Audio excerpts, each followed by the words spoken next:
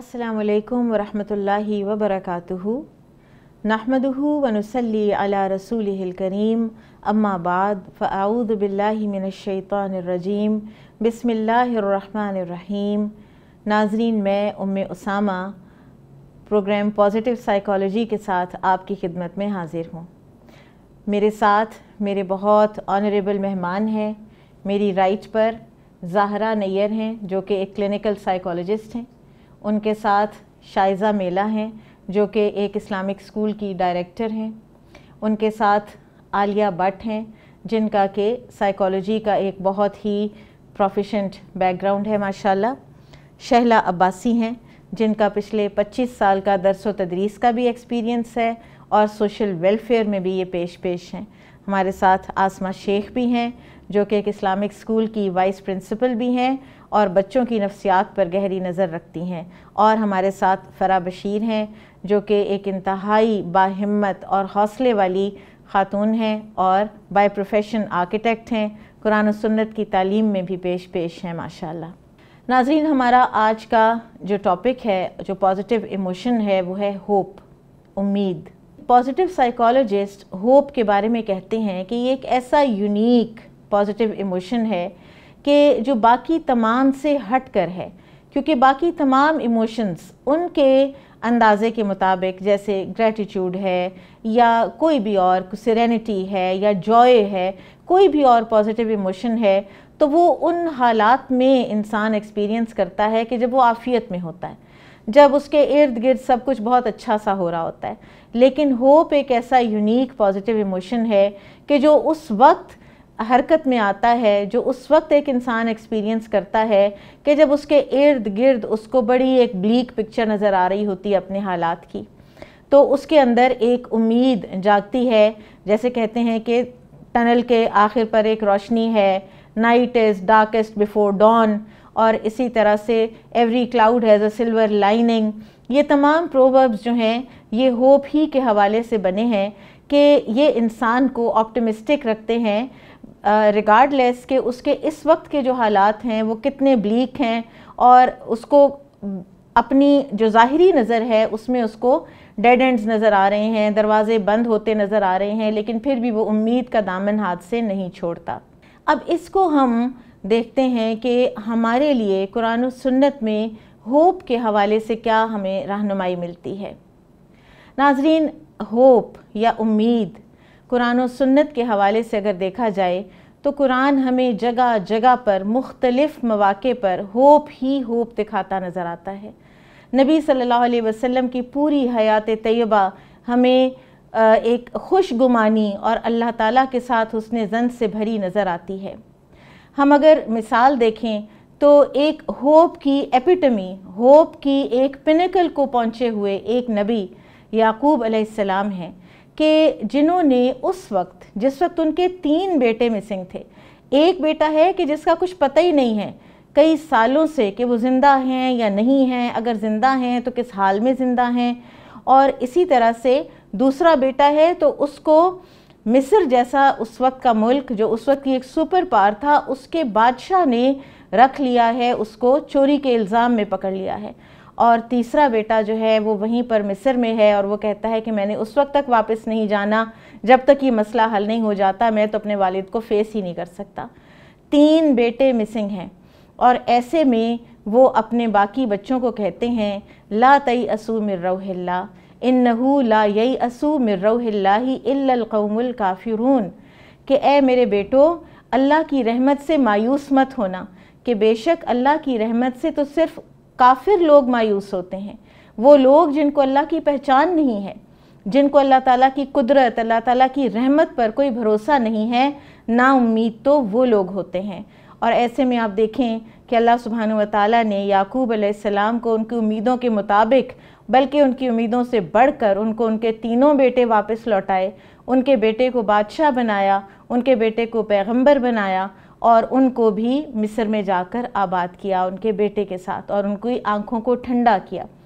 सारी ज़िंदगी उन्होंने एक इस उम्मीद में जब गुजारी तो अल्लाह ताला ने इवेंचुअली उनकी उम्मीद के मुताबिक, बल्कि उससे बढ़कर उनको दिया। फिर इसी तरह से उम्मीद का हम एक और टेंजेंट भी देखते हैं। اور وہ یہ ہے کہ جلیل القدر پیغمبر مثلا نوح علیہ السلام، ہود علیہ السلام، انہوں نے جب بھی اپنی اقوام کو پکارا، اور سب سے پہلا جو انہوں نے میسیج، اور انتہائی سرکش اقوام تھی ان کی، انتہائی حد سے بڑے ہوئے ٹرانسگریسرز لوگ تھے، تو ان کو جب انہوں نے پکارا تو انہوں نے پہلی تعلیم کیا دی، پہلی دعوت کیا دی کہ اے میری قوم کے لوگوں، اپنے رب سے توبہ اور استغفار کرو، اللہ تعالیٰ تمہارے گناہ بھی معاف کرے گا اور تم پر بارشیں برسائے گا، تمہیں مال دے گا، تمہیں بیٹے دے گا۔ تو ایک امید جگائی، کیونکہ جب ایک سرکش انسان کے دل میں یہ امید ہی نہیں ہوتی کہ اللہ تعالیٰ نے مجھے معاف کر دینا ہے، یا مجھے اگر میں اپنے اس گناہ کو چھوڑوں تو مجھے دنیاوی لحاظ سے بھی فراوانی ملنی ہے اور اخروی لحاظ سے بھی ملنی ہے، تو یہ امید نہ ہو تو کوئی انسان اپنی غفلت کو چھوڑے گا ہی کیوں؟ بہت سے ایسے لوگ یہ کہتے ہوئے بھی دیکھے گئے ہیں، میں نے خود سنا کسی کو یہ کہتے ہوئے بھی کہ میں تو دنیا میں اس لیے اتنا انجوائے کر لیتا ہوں کیونکہ پتہ نہیں آخرت میں میرے لیے کیا ہے، تو کم از کم میں دنیا تو انجوائے کروں۔ تو دنیا صرف اگر انسان انجوائے کرتا رہے تو یہ تو کچھ پتہ نہیں کہ زندگی نے کس وقت ہی ختم ہو جانا ہے، تو لہٰذا ایک مومن کی جو امید ہے اس کا دائرہ کار اس کی دنیاوی زندگی بھی ہوتی ہے، اور اس کی امید کا دائرہ کار اس کی اخروی زندگی بھی ہوتی ہے۔ تو انشاءاللہ ہم اپنے شرکاء سے ہم بات کرتے ہیں، اپنے مہمانوں سے، کہ امید کے حوالے سے ان کے ذہنوں میں کیا کوئی سوالات ہیں یا کیا ان کے کوئی ایکسپیرینسز ہیں۔ میرا آپ سے یہ سوال ہے کہ وہ کون سی امیدیں ہیں کہ جو انسان کو پازیٹیو رکھتی ہیں، اور وہ کون سی امیدیں ہیں کہ جن کے راستے میں پڑھ کے انسان جو ہے وہ اپنے راستے سے بھٹک جاتا ہے یا اس کے اندر جو ہے وہ ڈیوینس آ جاتی ہے؟ یہ بہت اچھا سوال ہے، اس لیے کہ بعض اوقات یہ ہوتا ہے کہ ہم سمجھتے ہیں کہ بس اگر امید ہے تو پھر تو ہم کچھ بھی کر لیں تو ہم بس ایک اچھی امید رکھیں، ہم پڑھیں نہیں اور ہم پاس ہونے کی امید رکھیں، ہم اللہ تعالیٰ کی نافرمانیوں پہ نافرمانیاں کرتے چلے جائیں اور ہم اللہ تعالیٰ کی رحمت کی امید رکھیں۔ تو اس میں فرق ہے، امید جو ہے اس کی ٹائپس ہیں باقاعدہ۔ ایک تو آپ دیکھیے کہ اللہ سبحانہ وتعالیٰ نے قرآن میں ایک تو ان امیدوں کا ذکر کیا ہے، مثلاً اللہ سبحانہ وتعالیٰ فرماتے ہیں ذَرْهُمْ يَأْكُلُوا وَيَتَمَتَّعُوا وَيُلْهِهِمُ الْأَمَلُ، ان لوگوں کو چھوڑ دو کہ یہ کھائیں اور یہ فائدہ اٹھائیں اور ان کو غافل کیے رکھیں لمبی امیدیں، جھوٹی امیدیں۔ عمل جو ہے وہ دنیا کے لحاظ سے لمبی امیدیں باندھنا، لمبی لمبی پلاننگز کرنا، 50 سال آگے کی پلاننگ کرنا، وہ جیسے کہتے ہیں نا کہ سامان 100 برس کا ہے پل کی خبر نہیں۔ تو یہ جو امید ہے جو ہماری زندگی کے جو ٹائم فریم ہے اس سے بھی بعض اوقات باہر نکلی ہوئی ہوتی ہے اور وہ ختم ہونے کو نہیں آتی، تو ایک تو یہ امید ہے جو کہ ناپسندیدہ ہے، مذموم ہے، اور ایسی امید کو باقاعدہ غرور بھی کہا گیا ہے کہ یہ تو دھوکہ ہے، انسان اپنے آپ ہی کو ان امیدوں میں پڑھ کے دھوکے میں ڈالے رکھتا ہے۔ دوسری ایک اور طرح کی بھی امید ہے جس کو کہ ناپسند کیا گیا ہے اور جس کو قرآن میں امانی کہا گیا ہے، اور مثال کے طور پر جیسے اہل کتاب تھے تو اللہ تعالیٰ فرماتے ہیں کہ وہ کتاب میں سے کچھ بھی نہیں جانتے الا امانی، مگر کچھ امانی، یعنی ایسی تمنائیں ہیں ان کی کہ ہم اللہ کے پسندیدہ ہیں، ہم اللہ کے بیٹے ہیں، ہم تو بخشے بخشائے ہیں، ہمیں دوزخ کی آگ نہیں چھوئے گی، اگر چھوئے گی تو گنتی کے کچھ دن۔ یہ ان کی جھوٹی تمنائیں تھیں، یہ ان کی جھوٹی امیدیں تھیں، تو ان کو بھی ناپسند کیا گیا ہے اور ان سے ڈسکریج کیا گیا ہے۔ اور انفارچونیٹلی اس طرح کی امیدیں ہمارے مسلمانوں میں بھی بعض اوقات آ جاتی ہیں کہ جب ہم کہتے ہیں کہ ہمیں نبی صلی اللہ علیہ وسلم کی شفاعت مل جائے گی، کچھ بھی ہم کر لیں تو ہم بخشے بخشائے ہیں، تو پھر تو زندگی کا جو ایک فلسفہ ہے الذی خلق الموت والحیات لیبلوکم ایکم احسن عملا، تو وہ تو سارا فلسفہ ہی ختم ہو گیا۔ پھر تو بس ایک امید رکھیں، لینیج میں آپ جہاں پیدا ہو گئے ہیں، مسلمان پیدا ہو گئے ہیں یا اہل کتاب کے مطابق اہل کتاب پیدا ہو گئے ہیں، تو بس پھر آپ کی امیدیں تو آپ کے کام آ جائیں گی، تو ایسا نہیں ہے، ٹھیک ہے۔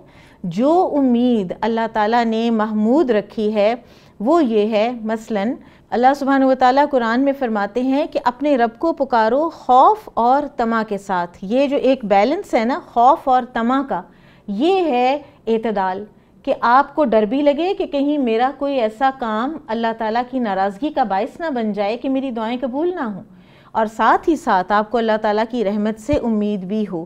تو یہ وہ امید ہے کہ جو محمود ہے، جو ریکمینڈڈ ہے، جو لائکڈ ہے. ٹھیک ہے. اور دوسری چیز جو امید کے حوالے سے بہت ہی پرٹیننٹ ہے وہ ہے حسن الظن باللہ. اللہ تعالیٰ کے ساتھ حسن ظن، اللہ تعالیٰ کے ساتھ اچھا گمان کہ اللہ تعالیٰ میرے ساتھ اچھا ہی کرے گا. پھر انسان یہ سوچتا ہے کہ اللہ تعالیٰ نے جو کیا وہ بھی میرے ساتھ اچھا ہی کیا. نبی صلی اللہ علیہ وسلم نے فرمایا تھا کہ تم میں سے کسی کو بھی جب موت آئے تو اس حال میں آئے کہ تم اللہ تعالیٰ سے اچھا گمان رکھتے ہو. اور ایک شخص تھا کہ جس کی وفات کا وقت تھا، اور آپ صلی اللہ علیہ وسلم نے اس سے پوچھا کہ تم کیسا پاتے ہو، کیا محسوس کر رہے ہو؟ تو اس نے کہا کہ میرے گناہ تو بہت زیادہ ہیں اور مجھے خوف بھی ہے، لیکن مجھے اللہ کی رحمت کی امید بھی ہے. تو آپ صلی اللہ علیہ وسلم نے فرمایا تھا کہ تمہیں تمہاری امید کے مطابق ملے گا. تو اللہ سبحانہ و تعالیٰ سے یہ امید کہ اللہ تعالیٰ ہمارے ساتھ جو کرتا ہے اچھا ہی کرتا ہے اور اچھا ہی کرے گا. اب دیکھیں کہ امام بخاری رحمہ اللہ کہتے ہیں کہ ان کا ایک اللہ تعالیٰ سے گمان تھا کہ مجھے جو کچھ چاہیے ہوگا اللہ مجھے دیں گے. تو وہ کہتے ہیں کہ میرے اوپر جب کبھی جو بھی حالات آئے ہیں، میرے پاس وسائل نہیں بھی ہوئے، تو مجھے جو چاہیے ہوا ہے اللہ تعالیٰ نے مجھے دیا ہے. تو اللہ تعالیٰ اپنے بندے کو اس کی امید کے مطابق دیتا ہے، جیسا کہ ایک حدیث قدسی میں بھی آتا ہے، انا عند ظن عبدی بی، میں اپنے بندے کے ساتھ ویسا معاملہ کرتا ہوں جیسا وہ میرے ساتھ گمان کرتا ہے. اور ہمارے شرکاء میں سے کسی کا کوئی سوال ہے؟ میرا سوال یہ ہے کہ اگر ہم دیکھیں تو مومن کے لیے جو ڈرائیونگ فورس ہے وہ امید ہے، اور مومن کو ایک ہوپ ہی چلا رہی ہوتی ہے. ون اگر ہم دیکھیں تو ایک کانٹا چبھنے پہ بھی جو ہے مومن جو ہے اس کو اجر بتایا جاتا ہے، اور دنیا کی زندگی میں بھی آخرت میں بھی. اور اگر آپ دیکھیں تو سب سے بڑی چیز ہمیں اللہ کی رحمت کی امید ہوتی ہے. تو میں یہ سوچتی ہوں کہ جن کے پاس اللہ بھی نہیں ہے اور ان کے پاس یہ امید بھی نہیں ہے، تو وہ زندگی کس طرح گزار رہے ہوں گے؟ یہ بہت اچھا سوال ہے اس لحاظ سے بھی کہ دنیا جب ایک گلوبل ولیج بن گئی ہے تو ہم ان لوگوں سے بہت فریکوینٹلی انٹریکٹ کر رہے ہوتے ہیں کہ جن کا اللہ تعالیٰ سے تعلق نہیں ہے. اور جیسے ایک ایتھیزم کی جو فضا ہمارے ہاں بھی پھیل گئی ہے، تو اس میں بھی یہ بہت ہی ایک بہت اہم سوال کیا انہوں نے. انشاءاللہ اس کا جواب ہم لیں گے، لیکن ابھی ہم ایک بریک کی طرف جاتے ہیں. آپ ہمارے ساتھ رہیے گا، ہم ملتے ہیں ایک چھوٹے سے بریک کے بعد.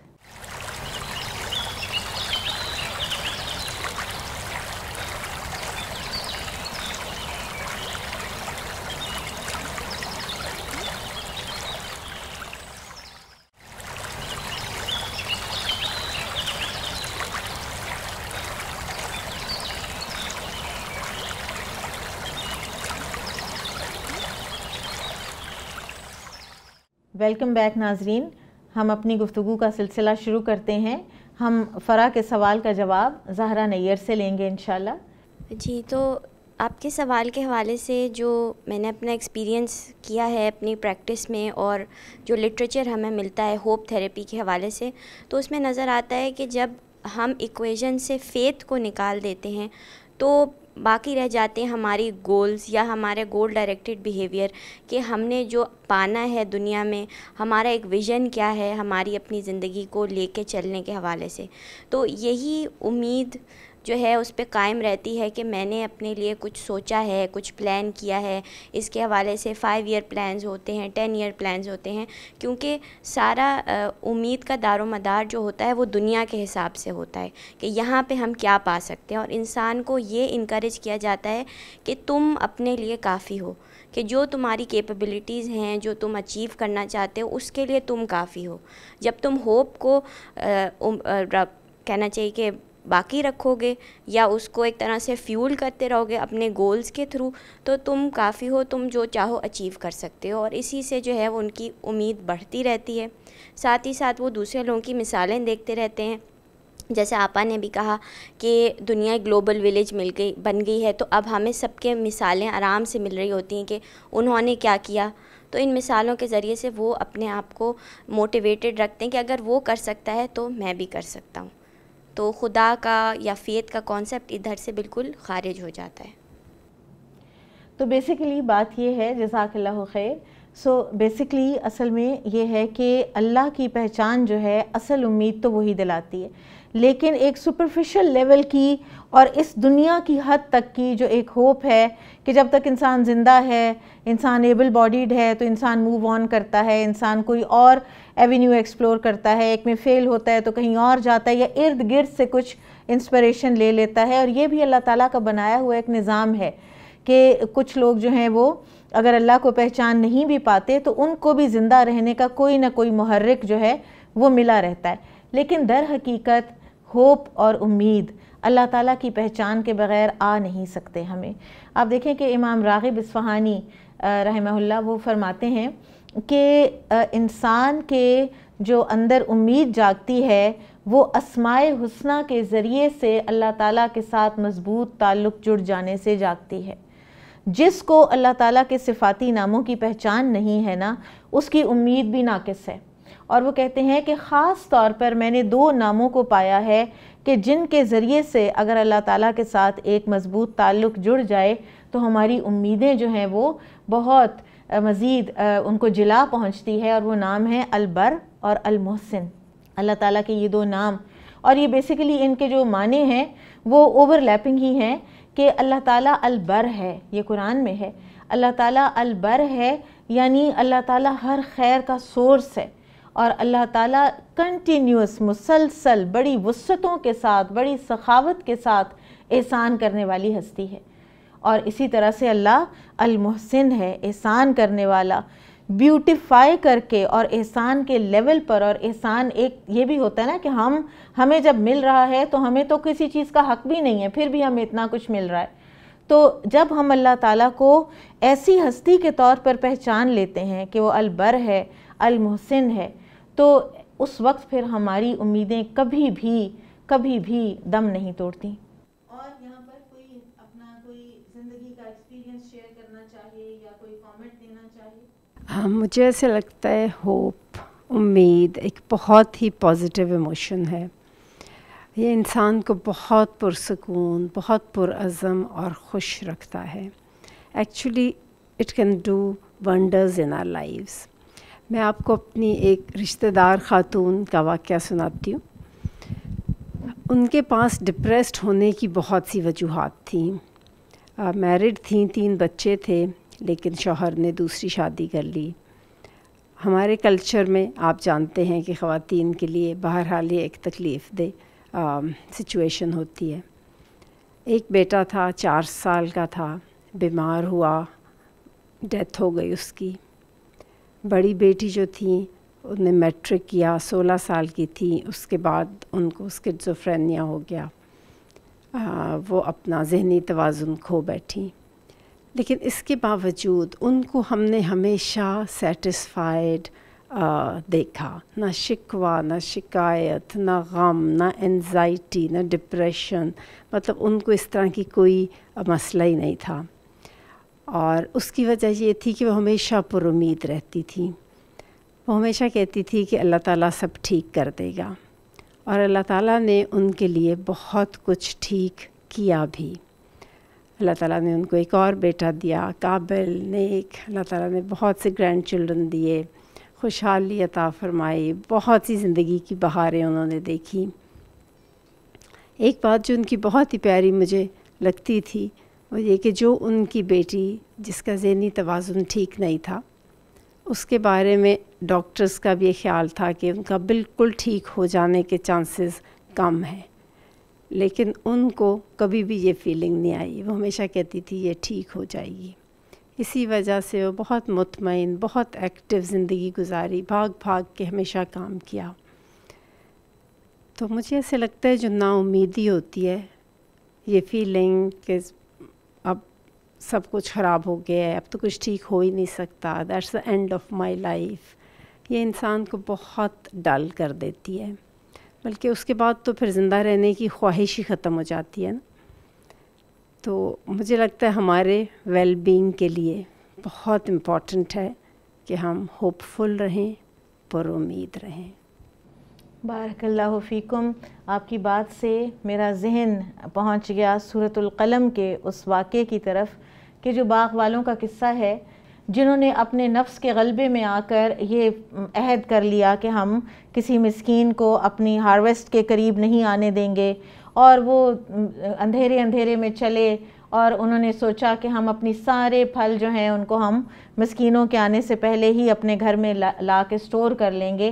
اور ہوا کیا کہ اللہ تعالیٰ تو نیتوں کا حال جانتا ہے، تو اللہ تعالیٰ نے ان کے سارے باغ کے اوپر کوئی ایسی آفت بھیجی کہ وہ بالکل چورا چورا ہو گیا. یہاں تک کہ جب وہ اس باغ پہ پہنچے صبح کے وقت، تو شروع میں ان کو لگا کہ ہم کسی غلط جگہ پہ آ گئے ہیں، ہم راستہ بھول گئے ہیں. پھر جب ان کو سمجھ آئی کہ یہ ہمارے ساتھ کیا ہوا ہے، اور پھر ان کے ایک جو ان میں سے بہتر تھا اس نے ان کو کہا کہ میں نے تم لوگوں کو کہا تھا نا کہ اللہ کی تسبیح کیا کرو، یعنی یہ کام مت کرو، یہ غلط کام ہے جو تم کرنے جا رہے ہو، غریبوں کو محروم مت کرو.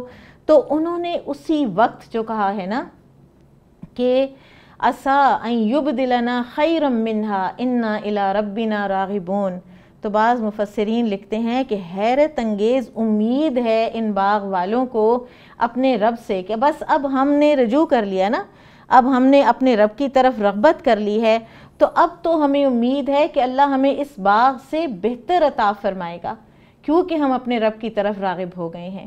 تو اللہ تعالیٰ کے ساتھ جب ہم حسن ظن رکھتے ہیں تو بظاہر چاہے آپ بینک رپٹ ہوئے پڑے ہوں اور آپ کو امید ہو کہ میں نے اگر کوئی غلط کیا تھا تو میں نے اس کو ٹھیک کر لیا ہے، تو اب اللہ تعالیٰ اس کو ٹھیک کر دیں گے اور اللہ تعالیٰ مجھے مزید نعمتیں عطا فرمائیں گے، تو اللہ تعالیٰ ضرور ضرور عطا فرماتے ہیں. اللہ سبحانہ وتعالیٰ کے خزانوں میں کسی قسم کی کوئی کمی نہیں ہے انشاءاللہ. اور کسی کا کوئی سوال ہے؟ جی، کبھی کبھی ایسے ہوتا ہے کہ انسان جو ہے وہ اپنے کسی کام کے لیے، کسی گول کو اچیو کرنے کے لیے بہت زیادہ پر امید ہوتا ہے، اور اس کو اپنی اس میں پوری ایفرٹ بھی اس میں لگا دیتا ہے، اور اس کو کامیابی بھی نظر آ رہی ہوتی ہے، اور اللہ سبحانہ و تعالیٰ اس کو اس کام کو بالکل آلموسٹ اینڈ تک پہنچا دیتا ہے، اور پھر فار سم ریزن اس کا وہ کام نہیں ہو پاتا. تو پھر اس وقت انسان جو ہے وہ اپنی پوری امید جو ہے وہ اس کی ختم ہو جاتی ہے، امید دم توڑ دیتی ہے، اور پھر وہ مایوس ہو جاتا ہے. اور تو یہ اس کا کیا یہ صبر کا امتحان ہے، یا پھر اس کی امید ہی اس کے لیے ایک آزمائش بن گئی ہے؟ اس کا جواب ہم آسمہ سے لیں گے انشاءاللہ. آپ کے سوال کا جواب اصل میں ایک سوال ہی ہے، اور وہ سوال یہ ہے کہ انسان کی امید دم کب توڑ دیتی ہے. مجھے ایسے لگتا ہے، اور یہ ایک طرح سے دیکھا جائے تو آج کے پروگرام کی ایک طرح سے سمری بھی ہو جائے گی، اس میں بہت ساری چیزیں ریپیٹ ہوں گی، کہ پہلی بات یہ کہ اگر تو ہم اپنے رب کو پہچانتے ہیں تو رب تو وہ ہے کہ جو انسان کو اس کی پیدائش کے وقت سے لے کے اس کی موت کے وقت تک اور اس سے بھی آگے تک اس کو پالنے والا ہے. اور نہ صرف یہ کہ اس کو پالنے والا ہے، وہ اس کو جاننے والا بھی ہے، وہ اس کے ساتھ بھی لگا ہوا ہے. اور جیسے ابھی اسی پروگرام کے توسط سے اللہ سبحانہ و تعالیٰ کی ایک جو ایٹریبیوٹ ہم نے سنا البر، تو اس سے ہمیں یہ سمجھ آتی ہے کہ اللہ تعالیٰ کی ذات تو ہر قدم پہ ہمارے ساتھ لگی ہوئی ہے.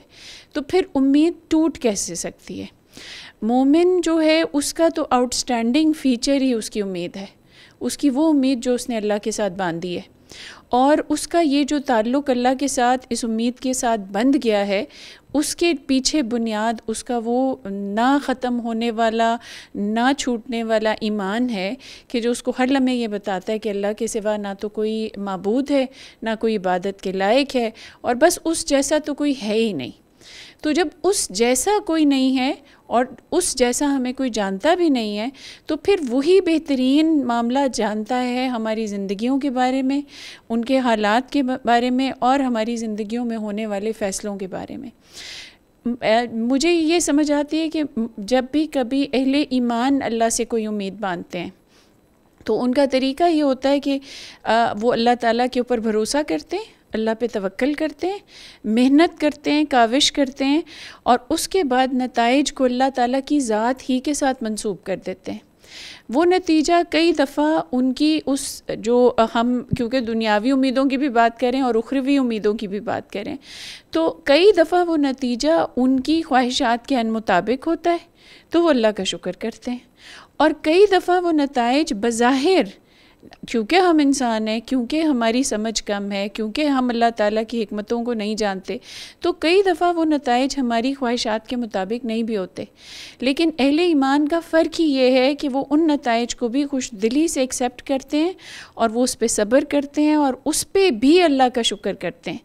اور وہی وہ لوگ ہیں کہ جو اصل میں جن کا گمان اللہ کے بارے میں درست ہے، اور وہی وہ لوگ ہیں جو امید کو یقین تک لے جاتے ہیں.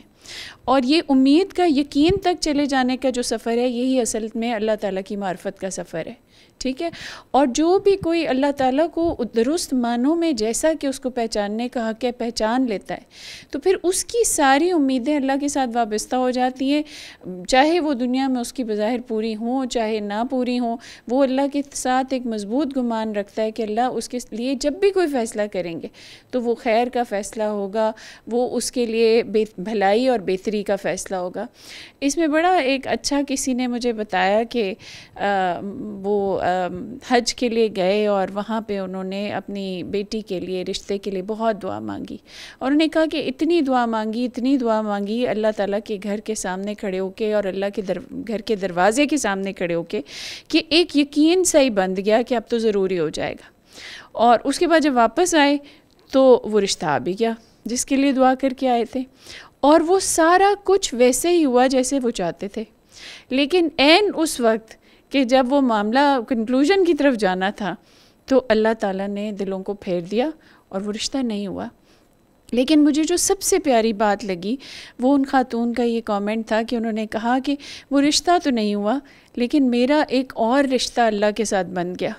اور مجھے اس سارے واقعے سے یہ سمجھ آئی کہ اللہ نے میری دعاؤں کی وہ جو ایک تھی قبولیت وہ مجھے دکھا بھی دی، میرا جو اللہ سے ایک گمان تھا وہ بھی پورا کر دیا. لیکن پھر کسی جگہ پہ جا کے اللہ کو پتہ تھا کہ یہ چیز میرے لیے اچھی نہیں ہے، تو بس اللہ تعالیٰ نے میرے رخ کو موڑ دیا. تو مجھے لگتا ہے کہ اس سے زیادہ اور آئیڈیل کوئی اگزامپل نہیں ہو سکتی کہ کس طرح سے جب ہماری کوئی امید پوری نہیں ہوتی دنیاوی طور پہ تو ہم اس کو اچھی طرح سے سمجھیں کہ اللہ تعالیٰ کی حکمت اور اللہ کی دانائی میں شاید وہ فیصلہ ہمارے لیے روز اول سے ہی اچھا نہیں تھا. انشاءاللہ. سبحان اللہ، بہت بہترین، بہت کمپریہنسو جواب دیا آپ نے. ناظرین، ہماری بہت فروٹفل گفتگو جاری ہے. ہم ملتے ہیں ایک چھوٹے سے بریک کے بعد. انشاءاللہ ہمارے ساتھ رہیے گا.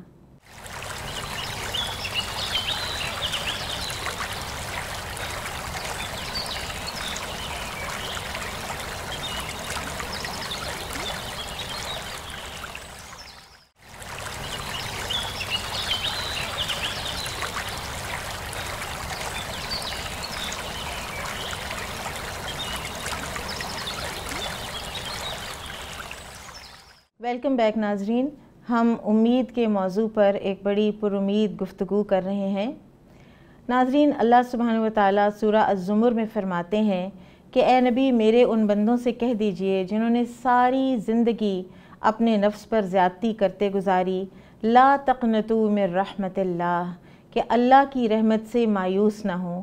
ان اللہ یغفر الذنوب جمیعا، اللہ تعالیٰ تو سارے کے سارے گناہ معاف کر دیتا ہے، اور اللہ تعالیٰ بڑا غفور و رحیم ہے. لیکن اللہ سبحانہ و تعالیٰ نے ساتھ دو شرائط عائد کی ہیں. اللہ تعالیٰ نے ہماری امیدوں کو باقاعدہ چینلائز کیا ہے. ہمیں خالی امیدیں کر کے گھر میں بیٹھ رہنے کے لیے نہیں کہا ہے. اللہ تعالیٰ نے فرمایا کہ وہ اللہ تعالیٰ کی طرف واپس رجوع کریں، وَأَنِيبُوا، اور وہ اللہ تعالیٰ کی طرف رجوع کریں، وَأَسْلِمُوا، اور اللہ تعالیٰ کے فرمان بردار ہو جائیں. تو پھر اللہ تعالیٰ ان کو ان کے گناہ بھی معاف کرے گا اور ان کو دنیا اور آخرت کی ہر خیر و بھلائی بھی عطا فرمائے گا.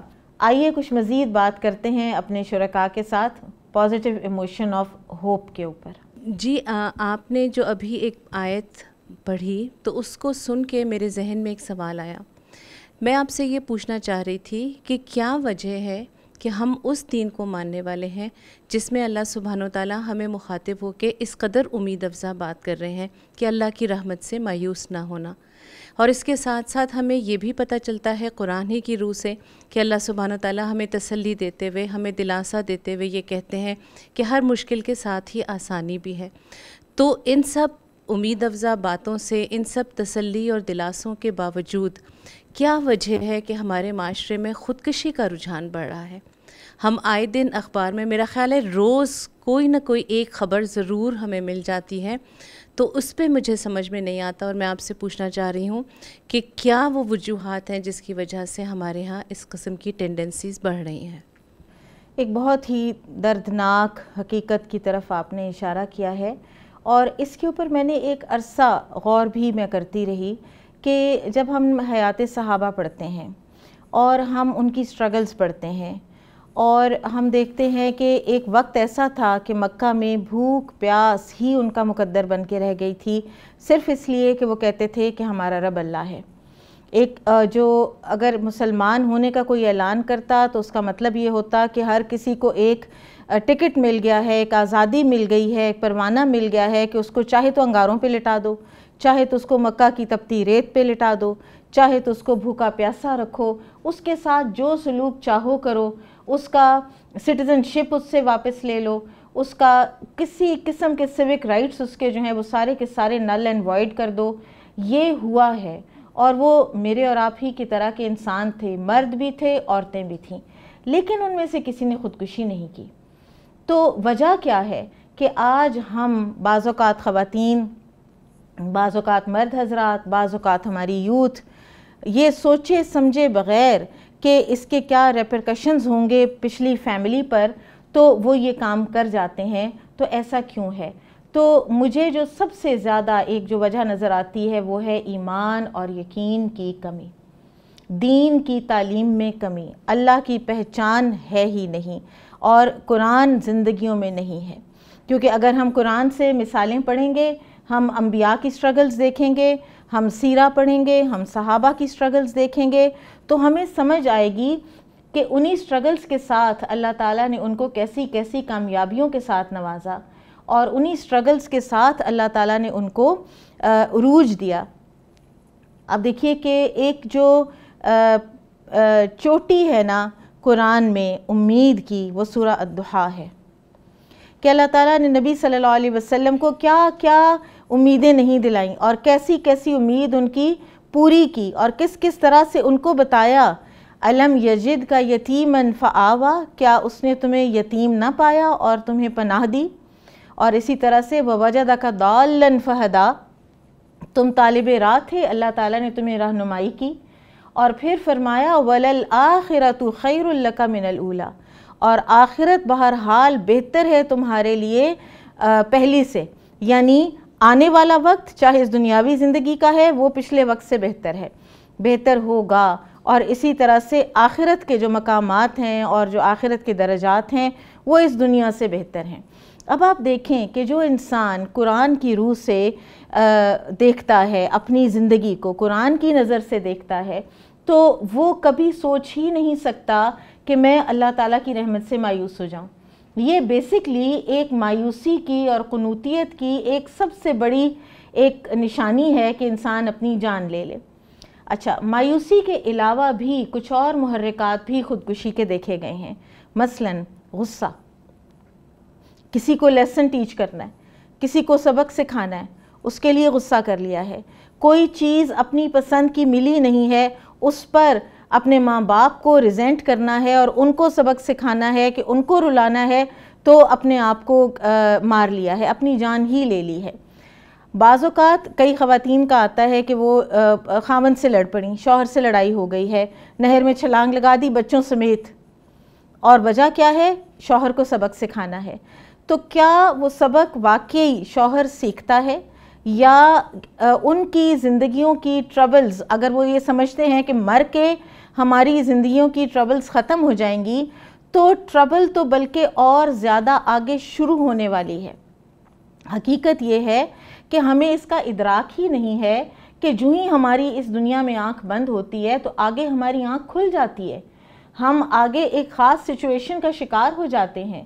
اور خودکشی کے حوالے سے جو حدیث ہے، جو نبی صلی اللہ علیہ وسلم کا فرمان ہے کہ جس نے جس طریقے کی خودکشی کی وہ اسی طرح سے اپنے آپ کو بار بار مارتا رہے گا، بار بار مارتا رہے گا۔ تو ہمیں دراصل دین کی تعلیم کو عام کرنے کی بے حد ضرورت ہے، اور دین کی تعلیم کو عام کرنا اور وہ ٹینجنٹس دکھانے دین کی تعلیم کے کہ جو انسان کی زندگی میں پازیٹیوٹی لاتے ہیں، جو انسان کو بتاتے ہیں کہ ایک در بند ہوتا ہے تو کھلتا ہے، اگزامپلس کے ساتھ بتاتے ہیں، انبیاء کی اگزامپلس دیتے ہیں۔ اللہ تعالیٰ نے قرآن میں جو انبیاء کرام کی اگزامپلس دی ہیں وہ یوں ہی تو نہیں دی ہیں۔ آپ دیکھیں زکریا علیہ السلام کا جو ایک امید کا ایک لیول تھا وہ کیا تھا کہ وہ بے اولاد تھے، ساری زندگی سے وہ بے اولاد تھے، اور خود وہ اپنی بات وہ فرماتے ہیں سورہ مریم میں کہ میرا سر بڑھاپے سے سفید ہو گیا ہے اور میری بیوی ہمیشہ سے بانجھ ہے، وَلَمْ أَكُمْ بِدُعَائِكَ رَبِّ شَقِيًّا، اور اے میرے رب میں آپ سے مانگ کر کبھی بھی نامراد نہیں رہا۔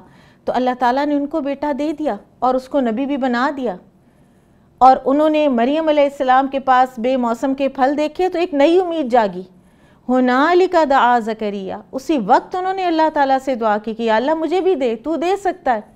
تو بیسکلی جب ہمیں اپنے رب کی پہچان نہیں ہوتی، نہ اللہ تعالیٰ کے احکامات کی پہچان، نہ اللہ تعالیٰ کے قدرتوں کی پہچان کہ وہ وقت کو بدل دے گا، اور نہ ہی آخرت کے کسی قسم کی جواب دہی کا احساس، تو بات جو ہے وہ تو اسی پر بوائل ڈاؤن کرتی ہے نا کہ ہمیں دین کی تعلیم جو ہے، اور خاص طور پر اللہ تعالیٰ پر ایمان اور یقین، اس کو ہم نے اپنے بچوں میں، اپنے معاشرے میں اس کو رائج کرنا ہے۔ آپ میں سے کوئی کنٹریبیوٹ کرنا چاہے گا اس بات کے امید کے حوالے سے؟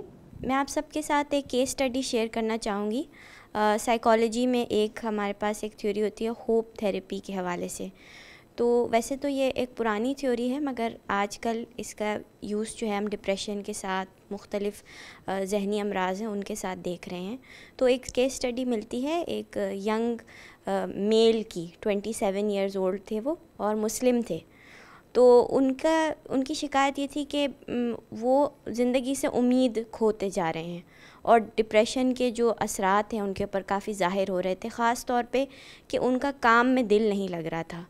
وہ بار بار یہ کہہ رہے تھے کہ اب میں یہ کام چھوڑ دوں گا، مجھ سے یہ کام نہیں ہوگا۔ تو پھر انہوں نے جب کاؤنسلنگ سیشن سیکھ کیے تو اس کے اندر ان کے ساتھ جو کام ہوا اس کے کچھ جو سمری ہمیں ملتی ہے وہ یہ ہے کہ ہوپ تھیراپی سے ان کو بہت فائدہ ہوا، کیونکہ اس تھیراپی میں بیسکلی ان کو موٹیویٹ کیا گیا انہی کی زندگی کے ذریعے، ان کو یاد دلایا گیا، یا انہوں نے تھیراپسٹ کے ساتھ ڈسکس کیا کہ جو پہلے کا وقت تھا جب آپ گریجویشن کر رہے تھے، یا جو زندگی میں آپ کے مشکل مراحل آئے تو آپ نے کیسے انہیں اوور کم کیا۔ تو اس سے ان کے اندر ایک امید جاگی کہ اگر وہ وقت مشکل تھا اور میں نے اس کو کور اپ کیا تو آگے بھی میں اس کو مزید ان مشکلات کو فیس کر سکتا ہوں۔ ہوپ تھیراپی میں بیسکلی انسان کی جو ہوپ کی لیول ہے اس کو بڑھایا جاتا ہے، اور اس کا ایک بیسک پریمس یہ ہے کہ ہر دین جو ہے وہ ہوپ کو پروموٹ کرتا ہے، مگر ہم ایز مسلمز یہ جانتے ہیں کہ ہمارا دین امید کا تعلق امید کے ساتھ بہت زیادہ ہے۔ تو فیتھ کے ذریعے اور ان سیشنز کے ذریعے اس آدمی نے اپنی اس جو نا امیدی تھی اس کو کور اپ کیا، اور دوبارہ سے وہ سوسائٹی میں ایک ایکٹیو اور پروڈکٹیو انڈیویجول کی طرح انہوں نے اپنی زندگی کا ایک طرح سے نئی سٹارٹ لی۔ بہت اچھے ایک ایسپیکٹ کی طرف آپ نے اشارہ کیا کہ بعض اوقات اگر آپ کو اپنی اس وقت کی کسی فیلئر کی وجہ سے اپنے اوپر کچھ اعتماد جو ہے آپ کھو رہے ہیں، تو آپ اللہ تعالیٰ کی دی ہوئی پرانی نعمتوں کو یاد کریں کہ ایک وقت پر آپ ایسے بھی کر سک رہے تھے اور ایسے بھی کر سک رہے تھے، تو وہ بھی بعض اوقات آپ کو چیز موٹیویٹ کرتی ہے۔ بہت اچھا بتایا آپ نے، بارک اللہ فیکم۔ اور آپ میں سے کسی کا کوئی اگر اسی حوالے سے کوئی سوال ہو؟ جی، یہ سوال جو ہے یہ اکثر بچوں کے ہاں ملتا ہے، اور جب ہم بات کرتے ہیں امید کی اور اللہ تعالیٰ کے ساتھ تعلق کی، تو بچے اکثر کہتے ہیں کہ ہم تو بہت دعا مانگتے ہیں اور ہم تو اتنے سال سے دعا مانگ رہے ہیں اور ہماری تو دعا قبول ہی نہیں ہوتی۔ تو مجھے ایسے لگتا ہے کہ اس کو بھی یہاں پہ ایڈریس ہونا بہت ضروری ہے امید کے حوالے سے، کہ کیسے دعائیں جو ہیں وہ امید کو زندہ رکھتی ہیں۔ دعا تو مومن کا ویپن ہے، ہتھیار ہے، اور اللہ تعالیٰ کے نزدیک دعا سے بڑھ کر کوئی چیز جو ہے وہ باعزت نہیں ہے۔ اللہ تعالیٰ باقاعدہ اپنے بندے کی دعا کی تکریم کرتے ہیں۔ دعا کے بہرحال قبولیت کے مختلف طریقے ہیں، اور یہ اللہ تعالیٰ ہی کی حکمت ہوتی ہے کہ کس کی دعا کو کس طریقے سے قبول فرمائے۔ یا تو یہ ہوتا ہے کہ جیسے مانگی ویسے ہی مل جائے، اور یا یہ ہوتا ہے کہ جو آپ مانگ رہے ہیں اس کی بجائے اللہ تعالیٰ کو بہتر پتہ ہے کہ آپ کو کوئی اور چیز زیادہ ضروری چاہیے، تو اللہ تعالیٰ آپ کو اس کی جگہ پر کوئی اور چیز دے دیتے ہیں، یا اللہ تعالیٰ اسی دعا کے نتیجے میں آنے والی کسی آفت کو ٹال دیتے ہیں، اور یا پھر اللہ تعالیٰ انہی دعاؤں کو آخرت کے اجر کے طور پر ذخیرہ کر لیتے ہیں۔ لہٰذا نا امیدی کا تو کہیں کوئی سوال ہی نہیں ہے، اور اللہ تعالیٰ سے مانگتے چلے جانا چاہیے۔ ایک فریز جو ہے جو ہمارے معاشرے میں بہت کامن ہے، اس کو بالکل اپنی زندگیوں سے یکسر نکال دینا چاہیے، اور وہ یہ ہے کہ میں نے بڑی دعائیں مانگی ہیں، میری قبول نہیں ہوتی، لہٰذا اب میں نے دعائیں مانگنی چھوڑ دی ہیں۔ تو پھر انسان سب سے بڑا نقصان تو پھر اپنا ہی کر رہا ہوتا ہے۔ ناظرین، اب ہم اپنی پازیٹیو ایموشن آف ہوپ کی ڈسکشن کو ایک حدیث پر وائنڈ اپ کرتے ہیں کہ نبی صلی اللہ علیہ وسلم نے فرمایا کہ اللہ تعالیٰ جب مخلوق کو پیدا کر چکے تو اللہ سبحانہ و تعالیٰ نے اپنی اس کتاب میں جو عرش پر اس کے پاس موجود ہے اس میں لکھا، ان رحمتی غلبت غضبی، میری رحمت میرے غضب پر غالب ہے، میری رحمت زیادہ ہے میرے غصے اور میرے غضب سے۔ تو بے شک جو رب اتنا رحمان اور رحیم ہے اس سے امیدیں ہی امیدیں ہیں۔ اور ایک آخری بات جو میں آپ سے کہوں گی کہ اللہ سبحانہ و تعالیٰ کی جو ایک امید افزا باتیں ہیں ان میں سے آپ دیکھیے کہ اللہ تعالیٰ ہمارے چھوٹے چھوٹے اذکار پر ہمارے سمندر کے جھاگ جتنے گناہوں کو بھی معاف کر دیتے ہیں۔ سبحان اللہ والحمد للہ ولا الہ الا اللہ واللہ اکبر، سبحان اللہ وبحمدہ سبحان اللہ العظیم۔ یہ اذکار جو ہیں سمندر کے جھاگ جتنے بھی گناہ ہوں تو ان کی معافی کا باعث بن جاتے ہیں۔